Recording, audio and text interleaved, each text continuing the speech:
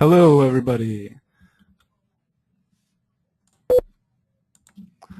Hello, everybody, and I'd like to thank you all for watching our hormone testing clinical practice webinar and participating in the question and answer session.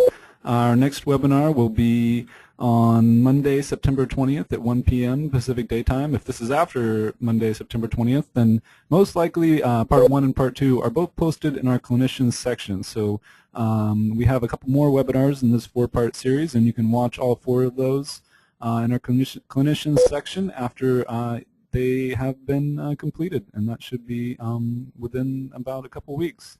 And then our future webinars will include topics such as andropause, menopause, and bioidentical hormone replacement.